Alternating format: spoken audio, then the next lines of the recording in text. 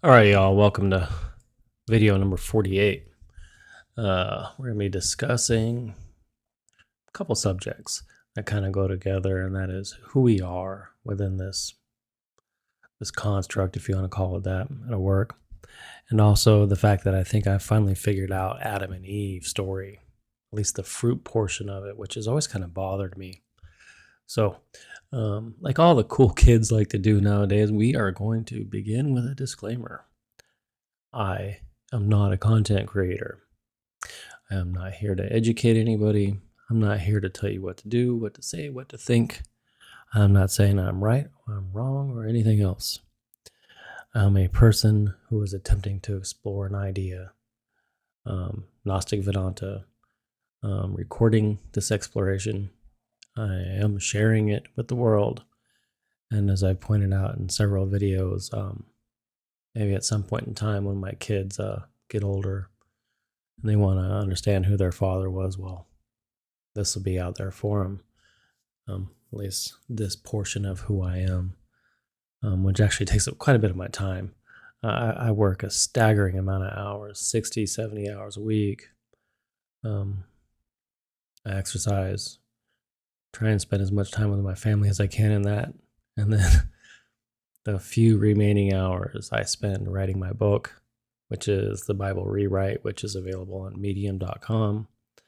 I'm constantly editing that. So if you're one of the handful of folks who've actually read it, it's probably changed several times because, as I said, this is really a work in progress. So disclaimers aside, let's go ahead and rock this thing. 2 videos ago, we made a video on this, the toroidal model. Actually, I don't think you're going to be able to see my mouse, and that's fine. So if you want to understand a little bit more about what we're going to be talking about here, go back and watch that. And the last video I made was on cultivating culture, and almost nobody's watched that. It's one of the most important concepts to understand. Again, not telling anyone what to say, think, or do, but if you would like some information that could possibly be helpful, I would say that's a good place to look. But all that aside, let's carry on. Who we are. We are Source. Gnostic Vedanta is, well, Vedanta. We are non-dualist. So we believe that we are Source. We are God experiencing God. Easiest way to understand it. All you gotta do is look at any Hindu philosophy, and they will fill in all the gaps that I'm not going to be sharing with people. Again, I'm not an educator. And we live within this toroidal field. So coming out of the top there is what I call that's potential. And then along the outside, this is the field of experience, which is where we live, where we reside. This is the matrix. It is constructed purely of God consciousness, of which is our consciousness. And we experience the potential. It becomes knowledge. It returns through the bottom, gets absorbed back into Source, where new options are presented to us. So choose your own adventure. And the adventure must be logical in order for it to be coherent. Otherwise, it's just pure chaos and it wouldn't work. Those are the last 2 videos that I was talking about, which isn't the point of this video, which is what are we? We are the ones that choose. You see, potential flows into the field of experience, and through the power of our attention, we choose what is nourished, what grows, what continues, what becomes bigger, or what weans and fades and dies. This is the role of the human being. We are co-creators. Every single religious tradition has attempted to explain through their text that this is the role of the human being. And in Gnostic Vedanta, we believe that this co-creation is done through the use of our attention. What we pay attention to grows. So that is the role of the human being. We also believe that here in creation, we are gardeners. This is what the role of Adam and Eve was in the garden. This is the role of the early Mesopotamian kings, was that if you can make life grow, you were able to lead.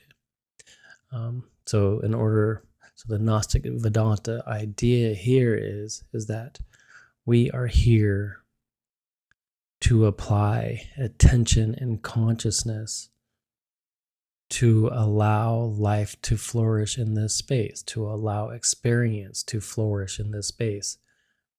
You got to look at it. You got to imagine like life started out really, really simply. It's probably unbalanced, and it probably kept crashing. So slowly over time, new potential enters the field, allowing more complexity. Things were chosen, new options come in, again, more complexity. But every time, things will become out of balance. And this leads to a loss of experience. So I do believe that at some point in time, it was realized that a conscious being was necessary to help guide this infrastructure along. I don't know if anyone can remember this article that came out, but it said that like wolves change the shape of rivers or something like that. You can look it up. But what they found was like in Yellowstone Park, that when they got rid of all the wolves, the deer would go down to the river and they wouldn't be worried about predators.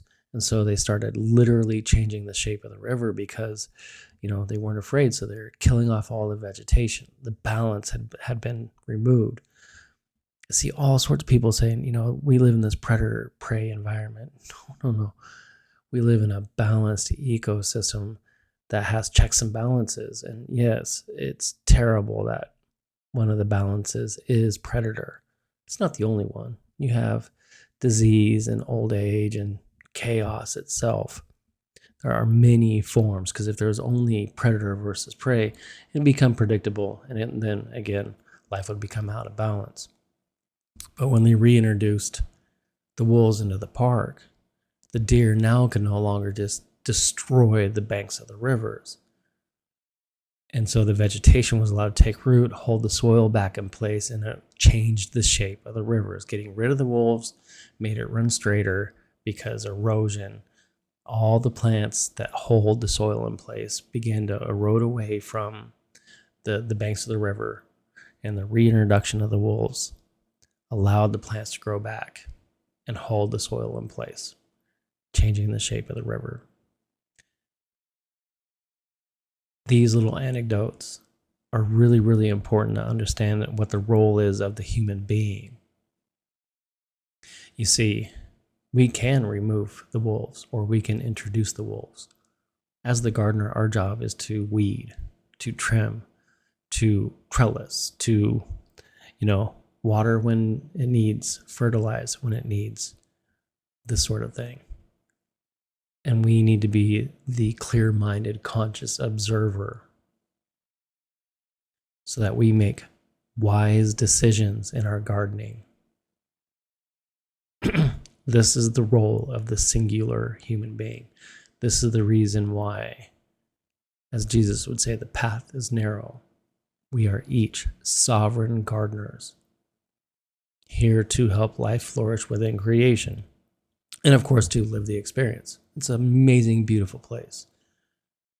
When you lose sight of the beauty of creation, you have become infested with what I call the lesser gods, or angels and demons. And so we'd covered this model, and we're going to go back over it again, just as a constant reminder. So here we have the eternal God, which is made of knowledge and energy and has a nature. This is us, the living God. We have consciousness through left and right hemisphere of our minds, and we have a nature. All of this below this line is the divine mirror. So we live within this divine mirror of Source. Again, this is Source, which is in the middle of this toroidal field where the two trees meet and potential flows out, experienced in return.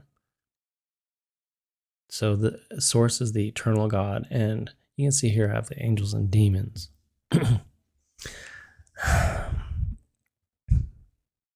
Angels and demons are an interesting concept, and they really are. They're everything. They are the material, they are the immaterial, they are drives, they are wants and needs, they are just anything. And these things want to exist. They want to ride the field of the field of experience. They want to be there. So these things require, they require our attention. Otherwise, they give in to entropy and they just fade. Entropy is a critical thing to understand. If you don't take care of something, if you don't feed it energy, it literally rots and dies. Stop taking care of your car. Stop taking care of your house. Don't take care of your job at your work. Don't take care of your relationships. Don't take care of your body. Find out real quick.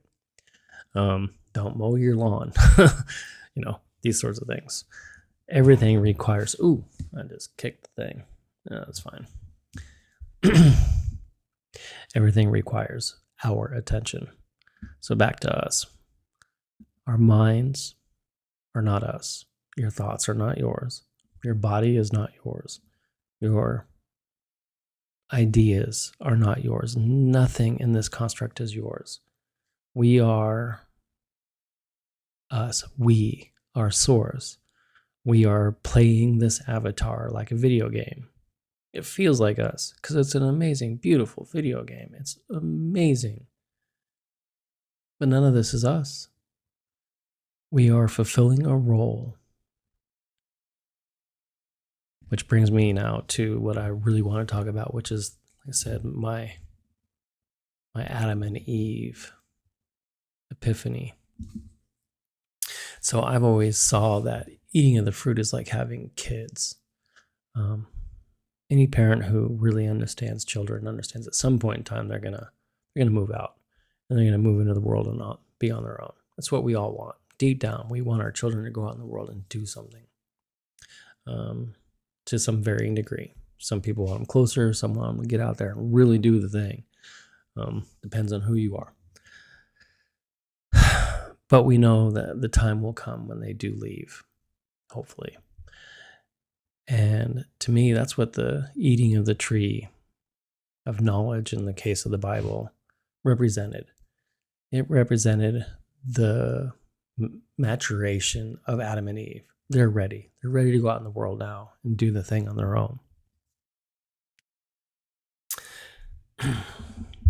But I realized there's a huge assumption made in that thought. That is, what is the fruit? And why is it fruit? Now, I remember Jordan Peterson, and I probably should have watched his video from back in 2016 when he was doing the biblical series, which again, really is what started me down this path to understanding and exploring, what do I really think and feel? And again, I know this isn't me. I understand that. The duality of non-duality. And it's a paradox for sure. But can't remember what he was saying the fruit was, but he's talking about how we see in color so that we can see ripe fruit and this and that, and sexuality is tied to this and all sorts of things. And he's correct. His analysis is correct. But again, I had a big epiphany on what the fruit really, really is. Now you have to remember there are two trees. There's the tree of life and there's the tree of knowledge. Each bears fruit. So I think in our minds, we have a tendency to just view the fruit as fruit. Again, that's the assumption right there. But the question you should be asking yourself is, what is the fruit of knowledge? And what is the fruit of life? And I was running on my treadmill the other day when it struck me. I wasn't even thinking about it. It just came to me, as it always does. Usually in my sleep, which is weird that it came to me when I was running, but I do get quite a bit when I'm running also. But I've struggled with what the fruit is. So let's give this some thought. What does fruit do?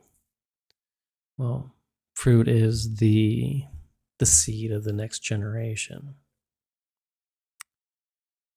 It is the next creation. And that really is the thing that we have to remember. So when we eat of the next creation, what is happening here, and the symbolism is this: Adam and Eve became creators. They now had the knowledge. They now had the fruit of knowledge, which makes them creators. And you see, once you are a creator, you are no longer a creation. You are no longer held within captivity. You are no longer a pet. You are no longer a child.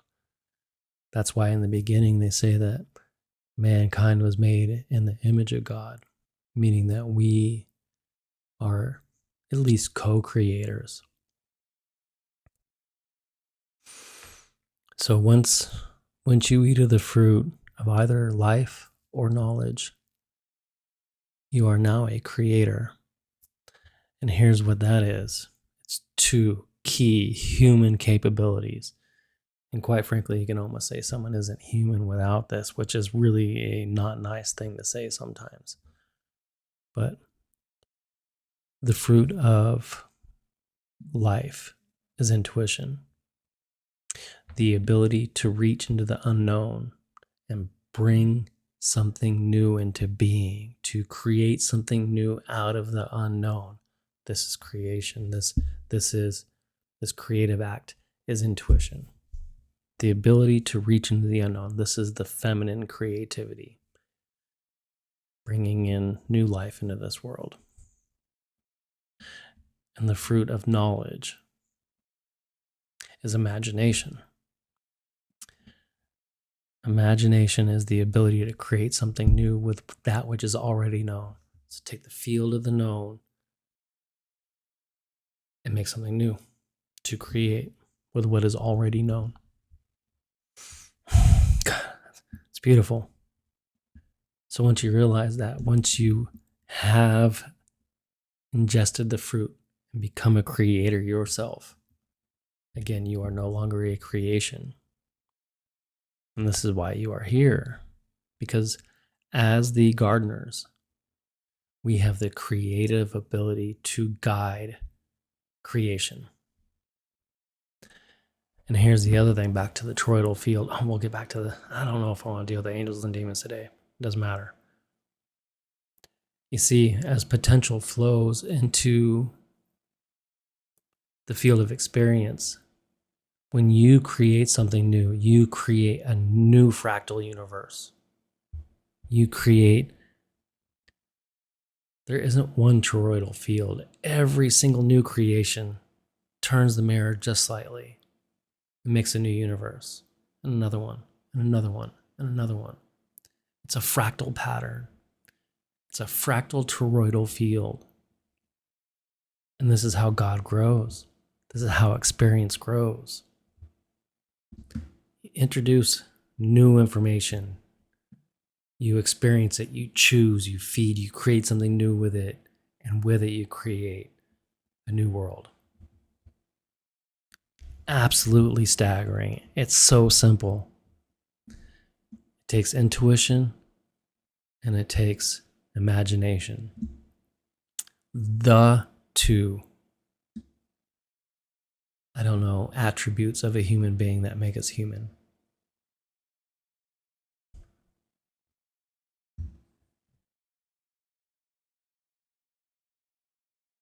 All right, let's do angels and demons real quick. So, their role is quite simple. This is the lotus eaters. See, they don't have imagination. They don't have intuition. They must feed off of our attention. So, these things are constantly, and I mean constantly, begging for your attention. They need it or they die. And this is true at Source. You see, Source is all knowing. It's all power, all knowing, with a nature. So the idea love and hate both stem from Source. They live within Source. They are not Source. It's like my finger. This finger belongs to this avatar. It's not me. But fingers are part of the avatar, the consciousness surfboard, this thing that we are riding. That's what the human body is. It is the consciousness surfboard. We are the silver surfer. But angels and demons are constantly draining our attention so that we do not become the creator. They want their world, their little fractal node, to grow instead of being what we truly are as human beings, and that is the co-creators of existence itself. So again, my friends, learn to control your attention. But I'm going to add now, find your imagination and your intuition and create, my friends. We are creators. So until next time, my friends, see you then.